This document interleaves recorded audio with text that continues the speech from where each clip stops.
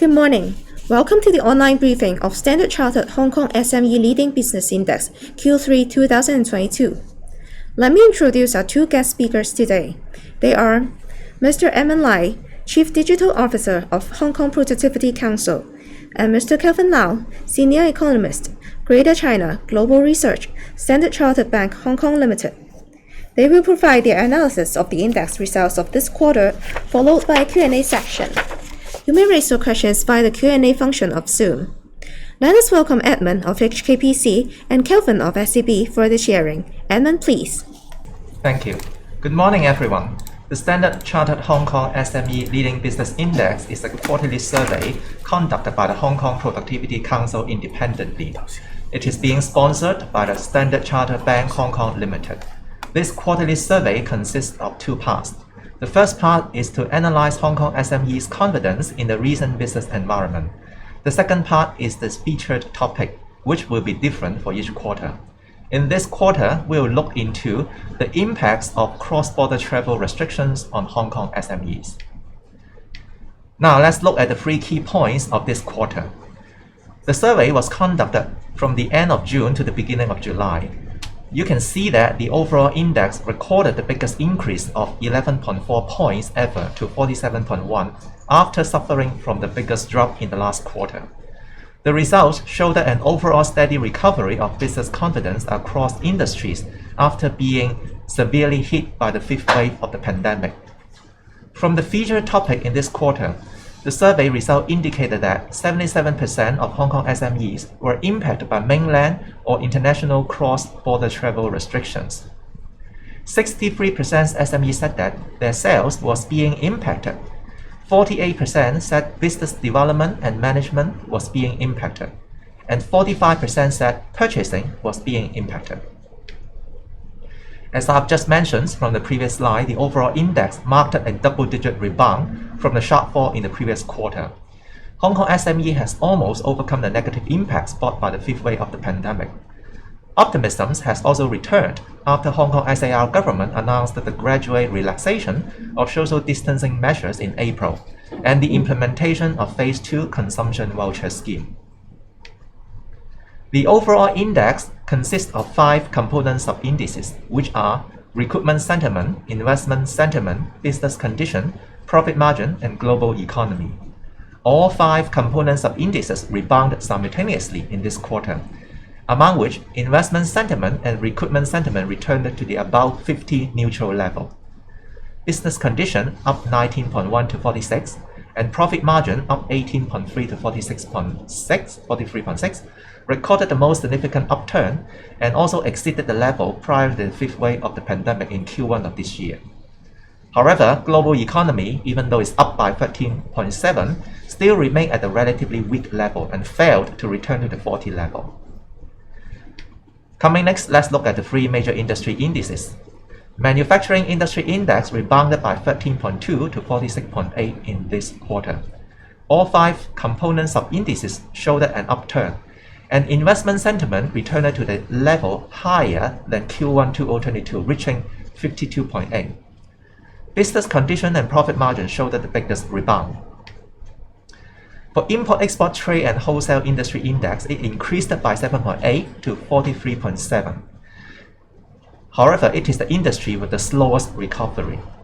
All 5 components of indices showed an upturn, with business condition recorded the strongest upward trend, yet no sub-index returned to 50 neutral level. For retail industry, the index marked a significant rebound of 17.4 to 48.6, which was quite close to the 50 neutral level. It is also the biggest increase among all the industry. And again, all the sub-indices showed an upturn, of which business condition marked the largest rebound, climbing by 32.1 to the highest level of 51.7 in this year.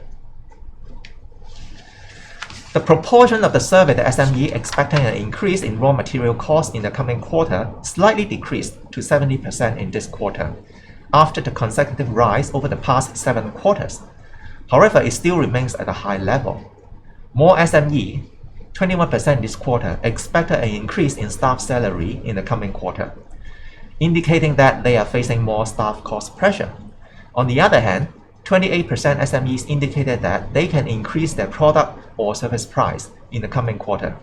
Even though it showed a slight increase versus the previous quarter, we can still see that most SMEs need to bear their cost increase themselves. Regarding the expectations towards the overall investment, 92% of Hong Kong SMEs expected overall investment would remain unchanged or increased, up 10 percentage points from the previous quarter. Training related to e-commerce or digital technology, information technology system, research and development, and online marketing promotions are the top 4 items that SME expected to maintain or increase investment in the coming quarter. In the next part, let's look at the featured topic in this quarter, the impact of cross-border travel restrictions on Hong Kong SMEs. The results indicated that 77% of the surveyed SMEs were impacted by mainland or international cross-border travel restrictions. Among them, 67% were impacted by both mainland and international cross-border travel restriction. 24% of them were only impacted by mainland cross-border travel restriction, and 8% were only impacted by the international cross-border travel restrictions. The top 5 industries most impacted by the cross-border travel restrictions were the import, export, trade and wholesale industry, the construction industry, retail industry, accommodation and food services industry, and manufacturing industry.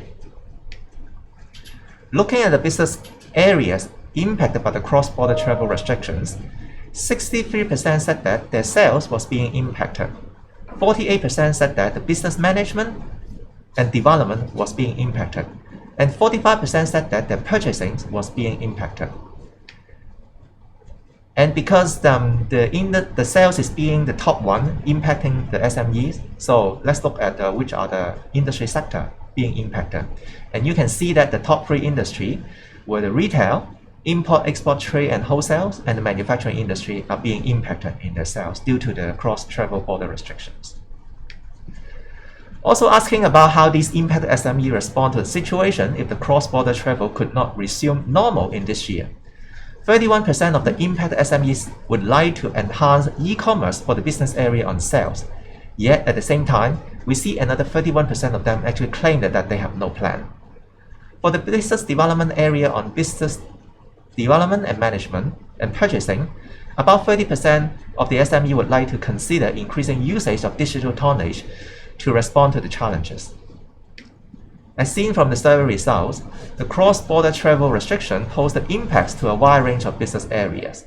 To address the needs of the numerous SME who tend to adopt the technical technology or e-commerce to respond to the challenges, HKPC has recently launched the digital DIY portal. This portal offers a selection of about 200 affordable and ready-to-use solutions that can cater for many different industries and cover areas like the e-commerce, smart office management, network security, e-marketing, and data analytics. We believe that the pandemic actually has redefined the way how businesses operate, and more importantly, how the consumer spend.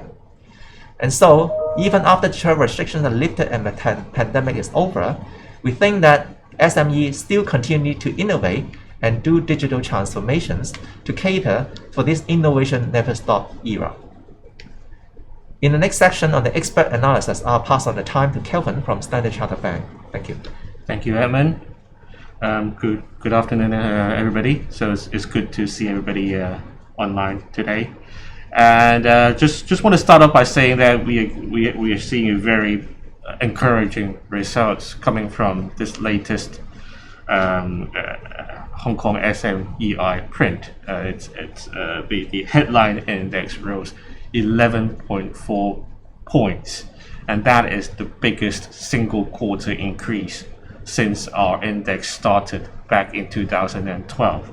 So that is, I think, a very encouraging sign that the Hong Kong economy is indeed recovering after a very challenging time dealing with the 5th wave of COVID outbreak previously.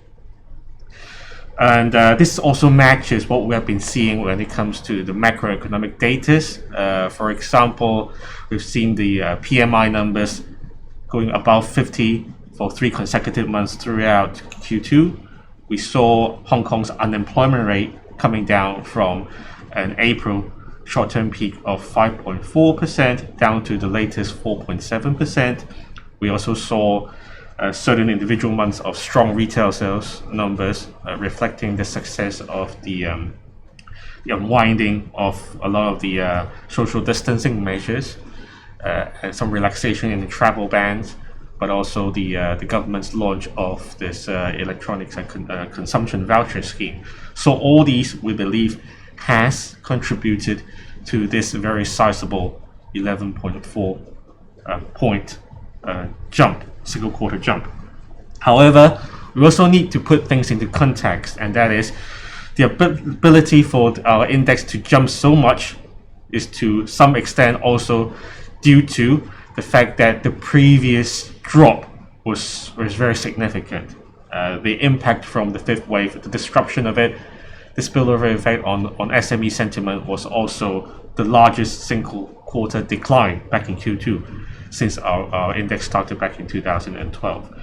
So, and I think it's very timely to just look at some of the factors that contributed to the decline previously, the record decline previously, and see how many of them are still around, how many of them have improved, and to see how things will continue to evolve over time throughout the rest of this year. So as I said earlier on, the biggest bright spot obviously comes from the unwinding of a lot of the social distancing measures, the travel bans, and so on and so forth. So we believe that so long as Hong Kong can continue to avoid, touch wood, seeing a sixth wave or seventh wave of COVID outbreak locally, then I think there's still a lot of room for local economic activity improvement in the second half of the year. Beyond that, we are also seeing some positive signs coming from the China front, mainland China front, where 3 or 4 months ago, when we did our last survey, the fact that China was entering and is suffering the peak lockdown disruptions certainly hurt our SME sentiment in Hong Kong as well. So now that the mainland COVID situation has certainly improved, and we are already seeing signs of the Chinese economy stabilizing, we think that has also contributed to the latest improvement in Hong Kong data as well. However, beyond that, we are still seeing quite a number of external uncertainties and headwinds that are still lingering. Number one is that we have yet to see a clear resolution to the Russia-Ukraine situation. Global inflation remains rampant, and that has been leading to some aggressive tightenings among major central banks around the world. And to an extent that we are recently hearing more and more market voices talking about the risk of US and Europe entering a technical recession towards the end of the year. So I think these are still very, very valid concerns, and it's actually feeds back into the breakdowns of this of our latest SMEI data as well, where on the face of it, this record jump in Q3 is supported by an immediate improvement in expectations towards sales and profit margins. And we also saw some long-term decision-related indicators like hiring and investments, those going back about 50, so all very good. But the one single component that has underperformed, even though it has also rebounded, but less in comparison, is the global economic outlook sub-index, which still, after rising this quarter, has yet to break back above 40, the 40 level.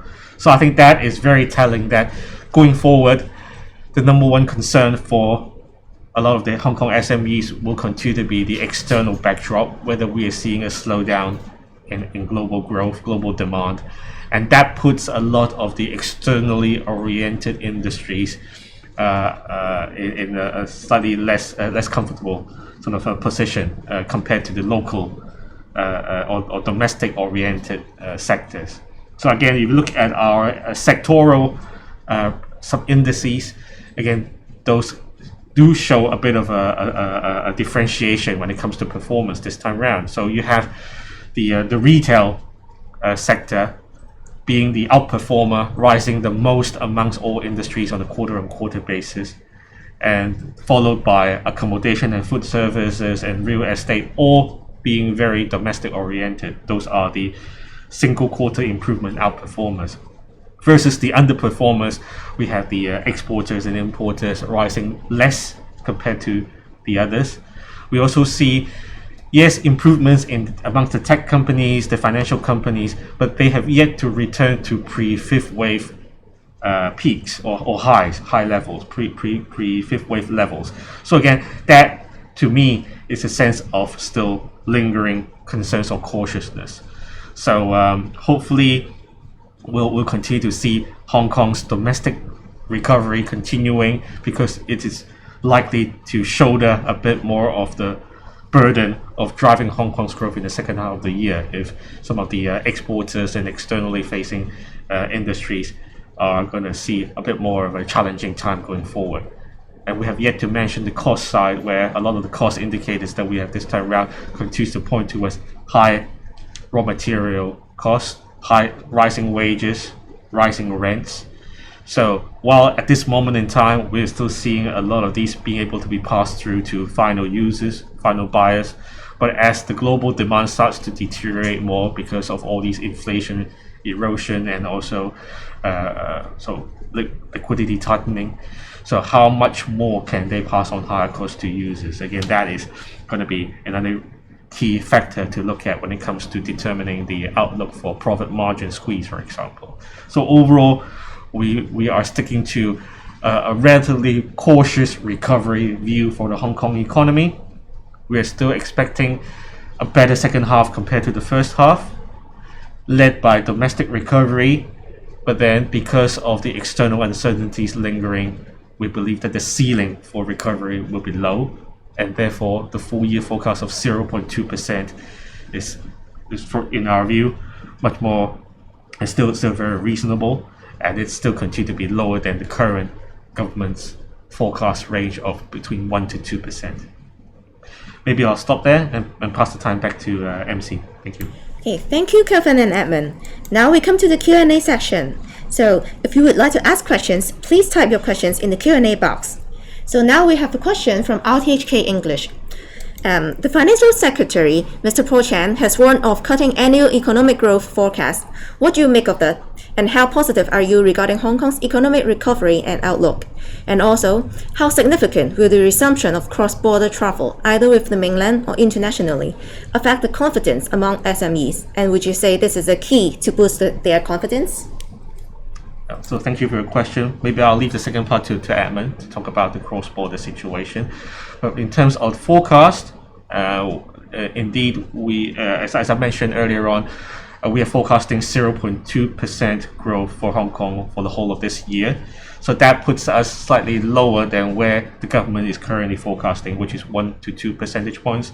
So we do think that it's reasonable for the government to consider lowering their forecast range, because we think that a 0.2% is more reflective of not just where things are now, which is that things are improving, but from a very deep Q1 hole, which is minus 4% back in Q1. And also, we believe that our more cautious view